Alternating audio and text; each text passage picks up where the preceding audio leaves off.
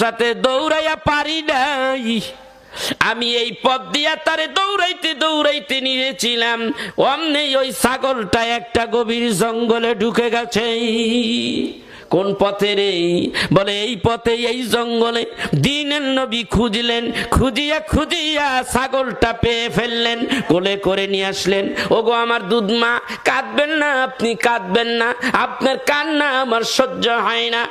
এমন কাঁদবেন না গো মা, আপনার হারানো বরকি আমি রহমতের নবী ফিরাইয়া নিয়ে আসছি।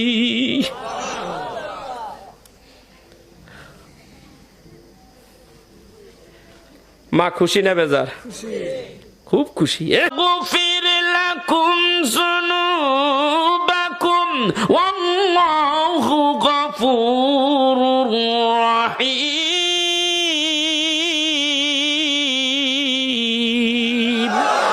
আল্লাহ বলে আমার হাবিবকে ভালোবাসার কারণে আমি আল্লাহ খুশি হয়ে গেছি।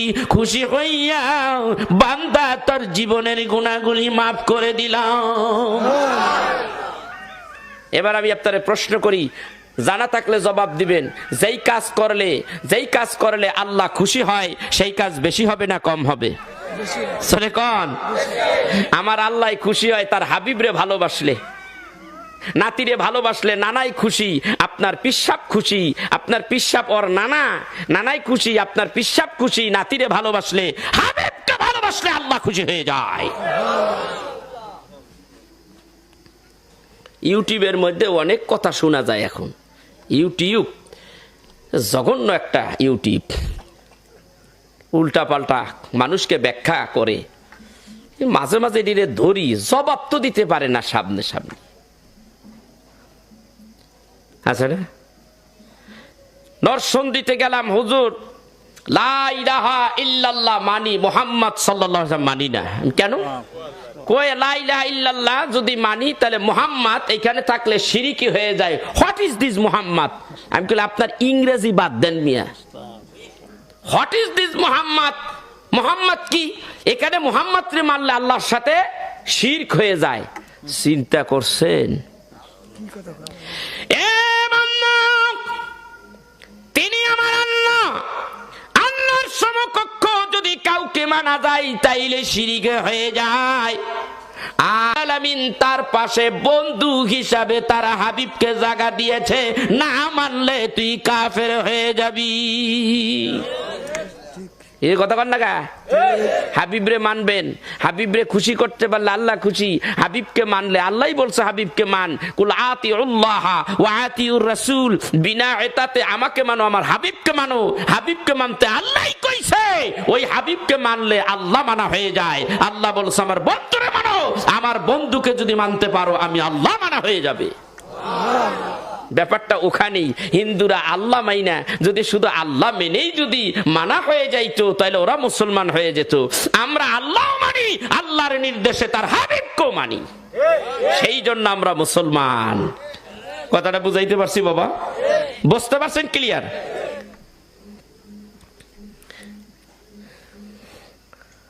সেই জন্যে আমরা রাসূল চাই কি চাই না? চান? আজকের মাহফিলের মধ্যে আপনারা যারা যারা আছেন, যেই এলাকার থেকে আসছেন, ওই এলাকার মধ্যে এই কয়জনই বাস করেন না আরো কিছু আছে টাছে মানুষ? আরো কিছু আছে, বসতি খুব কম এখানে। হ্যাঁ, আপনারা এই কয়জনই, আপনাদের ওয়াজ লাগলো, ওদের ওয়াজ লাগলো না, কারণটা কি? কথা কন না কে? যুব সমাজ তো নাই, এই দুই একটা আছে, ওটা ভুল রাস্তা ভুল করে আয়ে পড়ছে।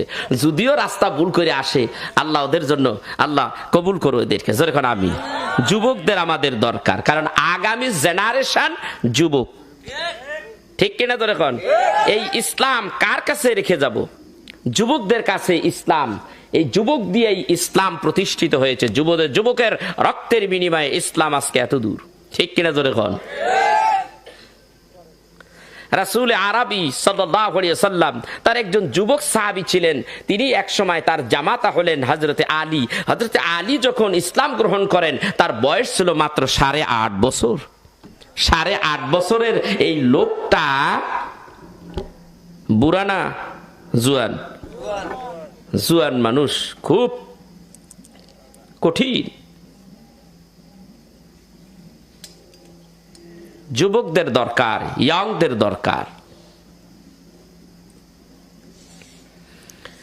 বর্তমান যুগটা শেষ হয়ে গেল, এই মোবাইলে যুগটা শেষ করে ফেলাইল। আমার সাথে কি একমত? শিক্ষা দীক্ষা সব শেষ। আপনাদের দেশে কেমন হয় আমি জানি না। আমার এলাকায়, শহর এলাকার মধ্যে বিশেষ করে দেখবেন কলেজ ভার্সিটির রাস্তাঘাটে বাইরে দুইজনে এক জায়গায় জয়েট আটকে রইছে, খালি দেখতেছে। এখানে ঘন্টার পর ঘন্টা পার হচ্ছে, কোথায় জোহর, কোথায় আসর, কোথায় মাগরিব, কোথায় এশা, রাত 12টা 1টা 2টা, মোবাইলে শেষ করে ফেলাইলো। কি ঠিক কিনা জোরে কোন? মোবাইল দেখা এরকম ঘন্টার পর ঘন্টা দেখার পরে মেজাজ কি ঠান্ডা থাকে না গরম থাকে?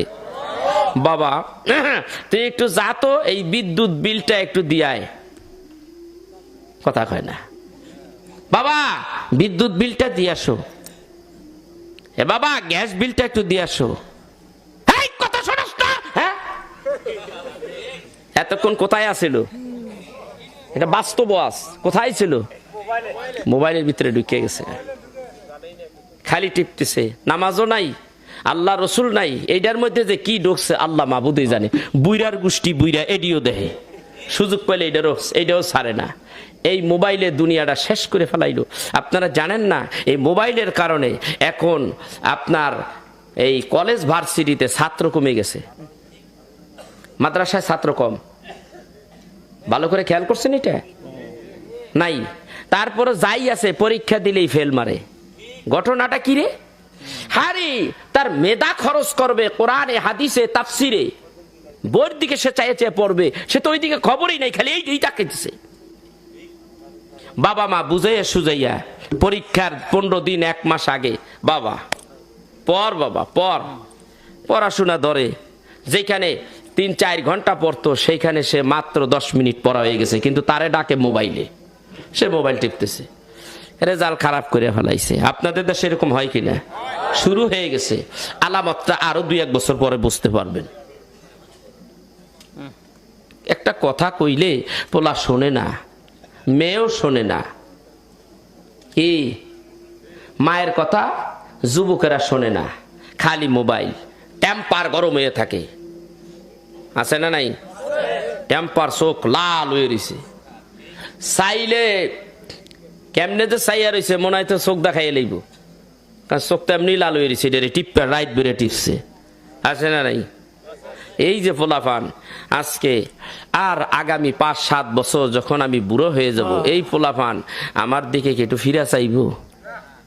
আমি অসুস্থ ঘরের মধ্যে পড়ে থাকবো, আয় আমারে কিছু ওষুধপত্র কিনে দে, আমার একটু ডাক্তারখানায় নিয়ে দে। এই বাচ্চারা আমারে আপনারে নিবে? নিবে না। সেবা করবে কি? ভালো একখান জিনিস ধরাইয়ে দিছে, ভালো জিনিস ধরাইয়ে দিছে।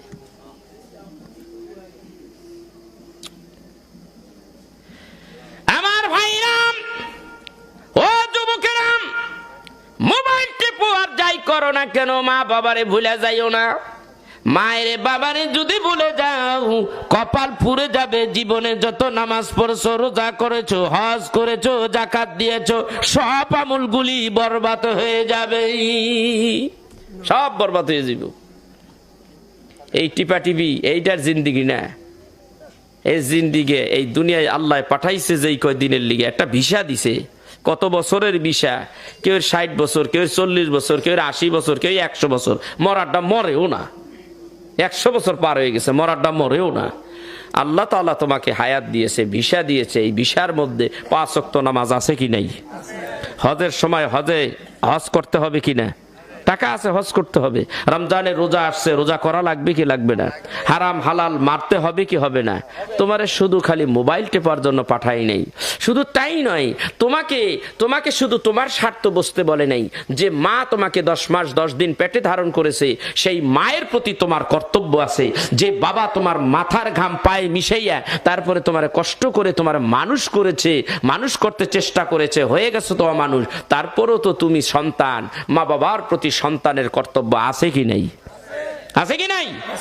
মা বাবার সাথে দুর্ব্যবহার করে এত দুর্ব্যবহার করতেছে। এখন ইদানিং এই জিনিসটাই বেশি বেশি দেখতেছি। হুজুর আজকে এখানে আসছি, আমাকে বলে হুজুর একটু তাফসির করেন।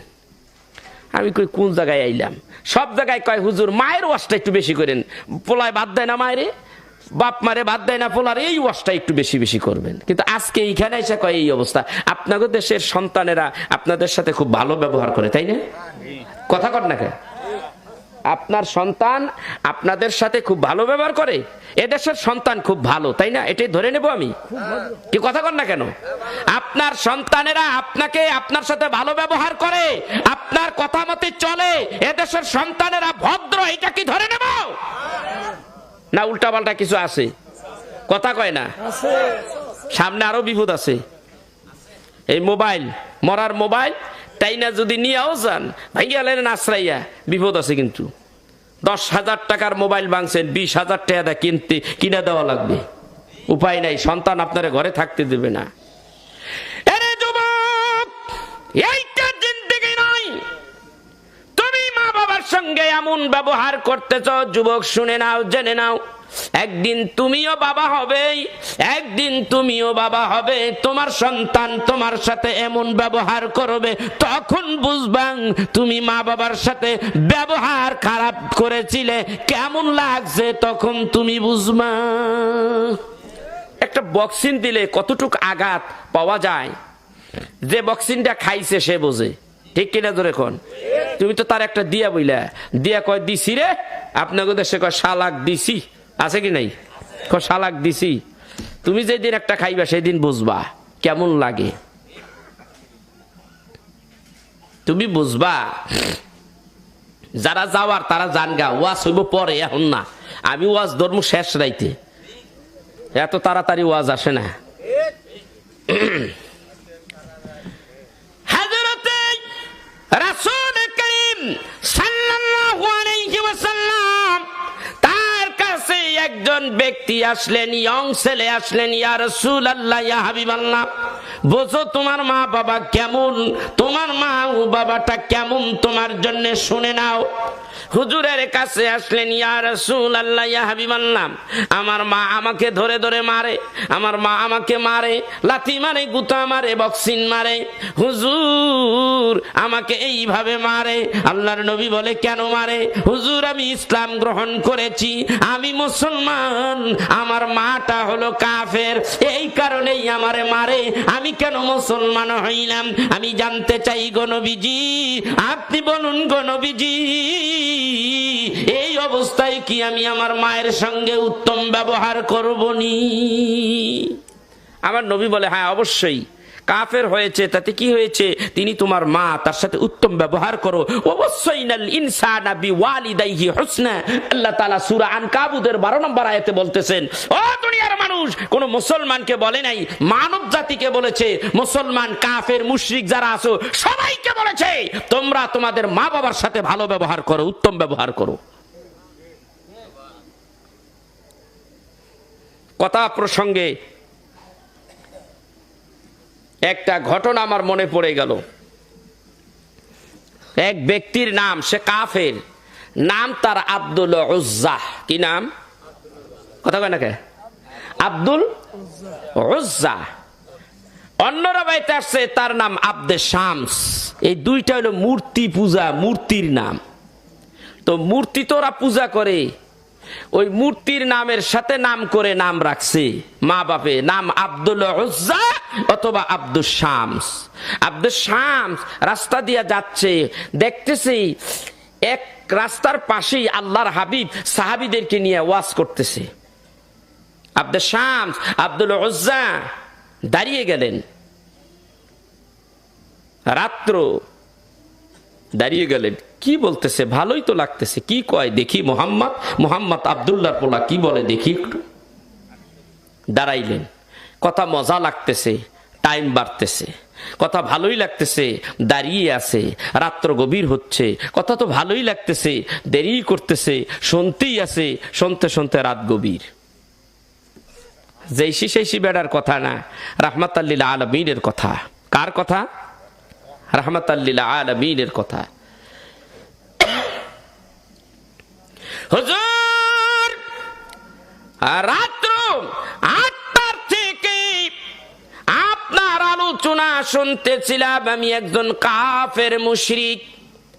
রাত্র 2টা বাজে গো নবীজি, একটা সময় ধরলাম, রাত্র গভীর 2টা।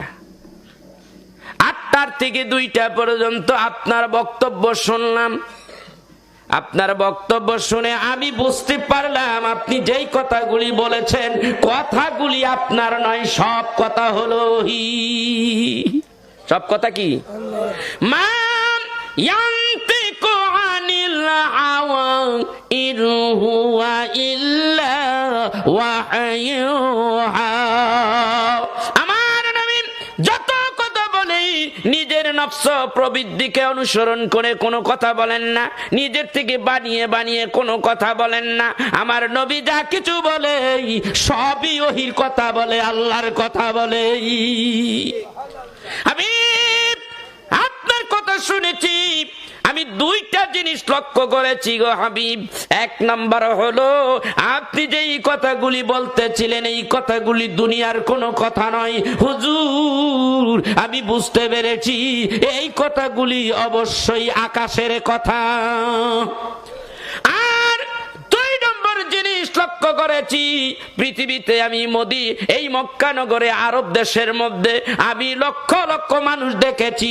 কত মানুষ দেখেছি, মানুষ কালো দেখেছি, সুন্দর দেখেছি, সুন্দরের ভিতরে আরো সুন্দর দেখেছি, ভালোর থেকে আরো ভালো ভালো মানুষ দেখেছি। কিন্তু আল্লাহর কসম করে বললাম আপনি নবীর চেহারার মতো আমি কোনো মানুষ দেখি নাই গো নবীজি। আপনার চেহারাটা দেখি তো আমি দাঁড়িয়ে গেছি গো নবী।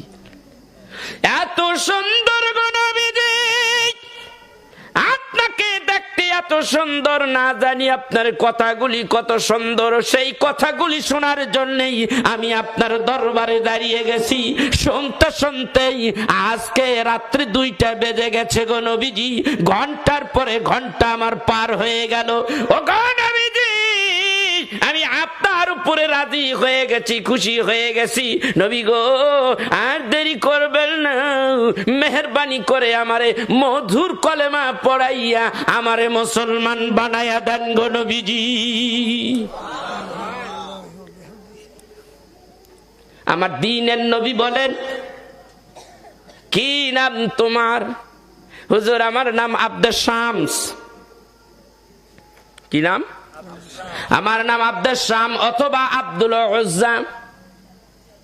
দাও তোমার হাতখানা, আমার সামনের দিকে হাতখানা বাড়িয়ে দাও। হাতখানা বাড়াইয়া দিলেন নবীজি, তার হাতখানা ধরলেন। এরে আব্দুল উজ্জা, এরে আল্লাহর বান্দা, পড়ে নিলা ইলাহা ইল্লাল্লাহু মুহাম্মাদুর রাসূলুল্লাহ সাল্লাল্লাহু আলাইহি ওয়াসাল্লাম। কলেমা পড়লেন, মুসলমান হয়ে গেলেন। রাত্র তখন গভীর, কলেমা পড়লেন, মুসলমান হয়ে গেলেন। এবার আমি বলবো নবী আমার কলেমা লা ইলাহা ইল্লাল্লাহ এতটুকুই বলছে না আরেকটু বলছে? কি বললো? মুহাম্মাদুর রাসূলুল্লাহ বলছে কি বলেনি? এই মানুষটা বলে লা ইলাহা ইল্লাল্লাহ মানি, মুহাম্মদ মানি না। আমি ফতুয়া দিয়ে গেলাম, আমি লতিফ নুরি ফতুয়া দিয়ে গেলাম, তুই কাফের হয়ে গেছি। সারা জীবন লা ইলাহা ইল্লাল্লাহ পড়তেই থাকবি, জীবনে কোনোদিন মুসলমান হতে পারবি না যতক্ষণ পর্যন্ত ফাত্তাবিউনি আমার নবীকে না মানবি। এটা আমার লতিফ নুরির কথা নয়, হাদিস থেকে আমি আপনাদের শুনাইয়ে দিন। ওয়া আনা ওমর ইবনে আব্দুল্লাহ রাদিয়াল্লাহু তাআলা আনহু قال قال رسول الله صلى الله عليه وسلم بني الاسلام على خمس شهادة ان لا اله الا الله وان محمد رسول الله اقيموا الصلاة وايتاء الزكاة والحج والصوم। বুখারী মুসলিম শরীফের হাদিস। দিন নবী বলেন, এরা মুসলমান, ইসলাম 5টা খুঁটির উপরে দাঁড়িয়ে আছে। কয়টা? ইসলামের স্তম্ভ হলো 5টা। জোরে বলেন কয়টা? ইসলামের মেইন খুঁটি হলো 5টা। 1 নম্বরে কি? নামাজ। কথা কন। 1 নম্বরে কি নামাজ? জোরে কন। 1 নম্বরে কি? রোজা, হজ না যাকাত? নামাজ, রোজা, হজ, যাকাত। ভালো করে বুঝেন। কলেমাটা রাখলাম, নামাজ, রোজা, হজ, যাকাত। কয়টা? 4টা। নামাজ, রোজা, হজ, যাকাত কয়টা? 4টা। এই 4টা হইল কর্ম, ইসলামের কর্ম। এই 4টা কি বোঝেন ভালো করিয়া। হজ করলেন, নামাজ পড়লেন, রোজা রাখলেন, যাকাত দিলেন, এইগুলি হলো ইসলামের কর্ম। আপনার যদি ঈমান না থাকে, এই কর্মের 2 পয়সার দাম নাই। তাহলে আগে ঈমান আনতে হবে। সেই জন্যই আল্লাহর নবী আগে কলেমার কথাটা আগে বললেন। হজের কথা আগে আনেন নাই, নামাজের কথা আগে আনেন নাই। আনছে? তাইলে আগে আনছে কি? শাহাদাতি আল্লা ইলাহা ইল্লাল্লাহ ওয়া আন্না মুহাম্মাদার রাসূলুল্লাহ। আগে ঈমান আনলাম, আগে বলো লা ইলাহা ইল্লাল্লাহু মুহাম্মাদুর রাসূলুল্লাহ সাল্লাল্লাহু আলাইহি ওয়াসাল্লাম। খালি ওয়াজ হই না, কিচ্ছা কাহিনী হই না, বাড়ি খালি ঘুমায়েন না। কিছু বুঝতে হবে, কিছু জ্ঞান ভিতরে ঢুকতে হবে। ওইটা নিয়ে বাড়ি যেন। প্লেন্ডার দরকার নাই, কিছু বেকাতারারও তো দরকার আছে। কি কথা কন না? অঙ্ক তো করার সময় ভালো করেন, এই দিক যাওয়া লাগে, ওই দিক যাওয়া লাগে, হেভি যাওয়া লাগে, একবার যোগ কর, একবার বিয়োগ কর, একবার গুণ কর, একবার ভাগ কর। কত দিক দিয়ে যাওয়ার পরে একটা অঙ্ক কমপ্লিট হয়। এত ব্রেন এদিক সেদিক যাওয়া লাগে। তো আল্লাহকে চেনার সময় একটু এদিক সেদিক এত সোজা খোঁজেন কে? একটু বেকাতারা একটু বুঝেন না। এটাও আবার সহজ করে দিছে, বুঝতে পারলেই সহজ। ঠিক কিনা তো? এখন তাইলে 4টা হইলো কর্ম, 5টা বেনা। ইসলামের স্তম্ভ 5টা, তার মধ্যে 4টা হইলো কর্ম ধর্মের, আর একটা হইলো কি? ঈমান। ঈমান আনার পরে হবে কর্ম। ঈমান না আনলেন না ঈমান, তাইলে কর্ম করলে জীবন ভর কর্ম করবেন, দাম নাই। আছে দাম?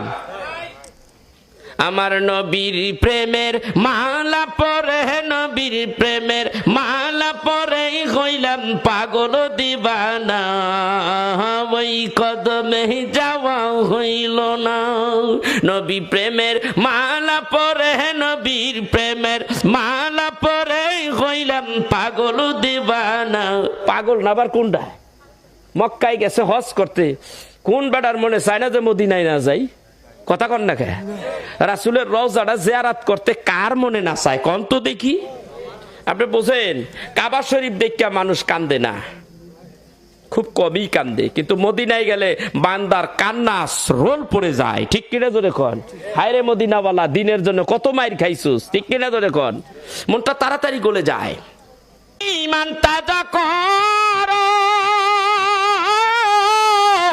তারপরেতে নামাজ রোজা পড়ো।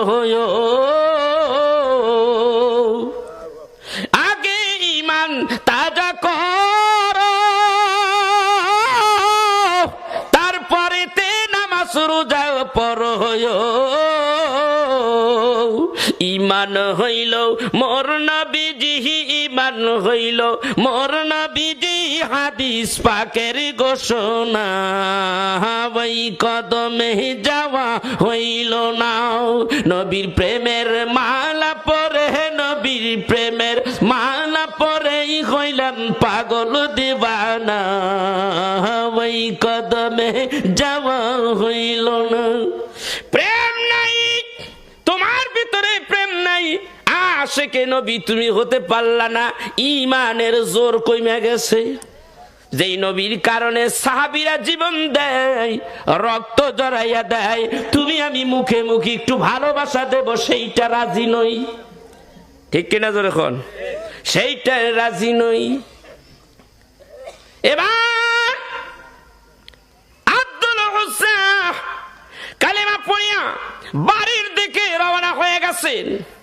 দরজার কিনারায় যাইয়া নক করেছে, দরজার মধ্যে টোকা মেরেছে। মা দরজা খুলে দিয়েছে। মা ডাক দিয়া বলে, এত রাত্রে কই ছিলে? আব্দুল উজ্জা। আব্দুল উজ্জা যখন ইসলাম গ্রহণ করলেন, আল্লাহর নবী বলেন, তোমার নাম আব্দুল উজ্জা অথবা আব্দুল শামস। এখন তুমি মুসলমান হয়ে গেছো, এই নাম তো আর রাখা যাবে না। আমি একটা নাম তোমার রেখে দেই, তোমার নাম রেখে দেই। আল্লাহ তাআলা দুইটি নামকে বেশি ভালোবাসেন, একটা নাম হলো আব্দুর রহমান, আরেকটা হইল আব্দুল্লাহ। আজকের থেকে তোমার নাম আমি রেখে দিলাম আব্দুর রহমান। কি নাম? হাদিস থেকে বলতেছি মিয়া, গালবাজি করি না বাবা। আব্দুর রহমান, তুমি মুসলমান, তোমার নাম আব্দুর রহমান, তোমার নাম উজ্জা। আব্দুল শামস হতে পারে না, শামসের গোলাম। উজ্জা এটা দেব দেবী, বড় বড় মূর্তি, ওগুলো তোমরা খোদা মানো, ওইটার বান্দা তুমি হতে পারো না, গোলাম হতে পারো না, তুমি আব্দুর রহমানের গোলাম। আব্দুর রহমান বাড়িতে যেছে, দরজা খুলছে, মা ডাক দিয়ে কয়, এত রাত্রে তুমি কোথায় ছিলে? আব্দুর রহমান ডাক দিয়ে বলেন, ও মা, এত রাত্রে আমি ছিলাম আমার নবীর দরবারে, আমি নবীর দরবার থেকে এত রাত্রে ফিরে এসেছি। কিরে, তুই নবীর দরবারে, মুহাম্মাদের দরবারে কি করেছস এত রাত্রে? মাগো, আমি মুহাম্মদ সাল্লাল্লাহু আলাইহি ওয়াসাল্লাম তার ওয়াজ শুনেছি, ওয়াজ শুনিয়া আমার ভালো লাগছে, আমি মুসলমান হয়ে গেছি। অমনেই মাই পিটানি শুরু করে দিছে, মার শুরু করে দিয়েছে, লাথি মারে, বক্সিং মারে, ঘাট ধাক্কা দিয়া ঘরের থেকে বের করে দিয়েছে।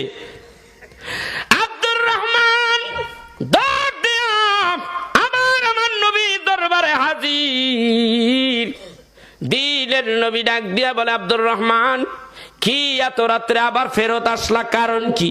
ইয়া রাসূলুল্লাহ, ইয়া হাবিবাল্লাহ, একটা মামলা নিয়ে আসছি আপনার কাছে, একটা মামলা নিয়ে আসছি। কি মামলা আমাকে বলো। হুজুর, আমি ইসলাম গ্রহণ করার কারণে আমাকে আমার মা লাথি গুতা মেরেছে, দেখেন আমার শরীরের মধ্যে কত ব্যথা হয়ে গেছে, এত মারা মেরেছে। আমার মা আমাকে ঘরের ভিতর থেকে বের করে দিয়েছে, আমি মামলা দিতে আসছি, আমার মায়ের বিচার করেন, আমার মায়ের বিচার করেন। আল্লাহর নবী বলেন, তোমার মা কাফের, যদিও কাফের হয়, মা জাতির বিচার করার ক্ষমতা আমি মুহাম্মাদুর রাসূলুল্লাহর নাই। তোমার মায়ের এই বিচার করার ক্ষমতা নাই, যেহেতু সে মা, ঠিক কিনা ধরে কোন? যেহেতু সে মা, আমি তার এই বিচার করার ক্ষমতা নাই। তাইলে একটা কাজ করতে পারি। কি কাজ করবি? আমি তোমার মায়ের জন্য দোয়া করতে পারি। আল্লাহর নবী হাত তুললেন, হাত তুলিয়া দোয়া করে, আল্লাহ গো, আবু হুরায়রার মায়ের মধ্যে দিলটা নরম করে দাও, আবু হুরায়রার মায়ের তুমি ইসলামের মধ্যে এনে দাও। দোয়া করতেছে এইভাবে। ঠিক এই সময় আব্দুর রহমান, তার আরেকটা নাম আবু হুরায়রা তার নাম হয়েছে পরে। আমার ভাইরা, আব্দুর রহমান, আবু হুরায়রা একটা দৌড় মারলেন, দৌড়াইছে পিছন থেকে অন্য সাহাবীরা আবু হুরায়রা রে বলে, আবু হুরায়রা রে, এ আব্দুর রহমান, কি হয়েছে? এইভাবে কেন দৌড়াইতে আসো? কি হয়েছে? কথা বলো না, আমারে দৌড়াইতে দাও। কি কারণে দৌড়াচ্ছ? পিছন থেকে ধরতেছে, ছেড়ে দাও। দৌড়াচ্ছে, কি কারণে দৌড়াচ্ছে? আমার নবীর কাছে আমি আমার মায়ের নামে মামলা দায়ের করেছিলাম, মামলা নেয় নাই, উল্টা আমার মায়ের নামে দোয়া করতেছে।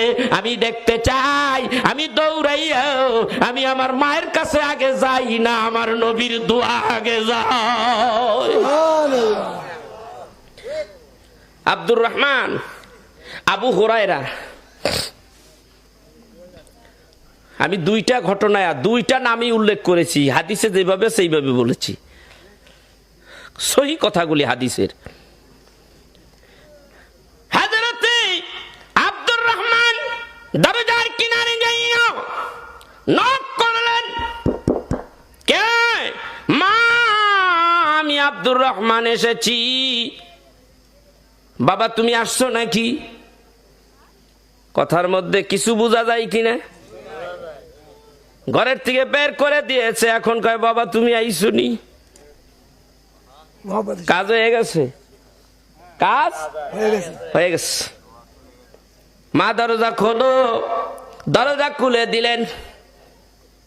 মা ডাক দিয়ে বলেন, রে আব্দুর রহমান, কোথায় লেগেছি, কত মেরেছি, কোন জায়গায় লেগেছে? আব্দুর রহমান রে, কোন জায়গায় লেগেছে? নবীর মা হযরতে আব্দুর রহমানের মা যেখানে যেখানে মেরেছে সেখানে সেখানে ডলতেছে। ব্যথা পেয়েছো নি বাবা? আমার নবীর দোয়া কবুল হয়ে গেছে। আবু হুরায়রা বলেন, আব্দুর রহমান বলে, বুঝতে পেরেছি এটা সাধারণ নবী নয়। আমি আসার আগে আমার দিনের নবীর দোয়া আমার মায়ের ভিতরে আগে ঢুকে গেছে। ডাক দিয়ে বলে, বাবা কোথায় লেগেছে, কোথায় লেগেছে? ব্যথা পেয়েছো কিনা, কষ্ট লাগে কিনা? মা কোনো কষ্ট লাগতেছে না, এতক্ষণ লেগেছিল, এখন তোমার আচার আচরণ, তোমার কথাবার্তা আমার ভালো লাগতেছে। মা গো মা, তোমার কথার মধ্যে যেন ইসলামের গন্ধ পাওয়া যায়।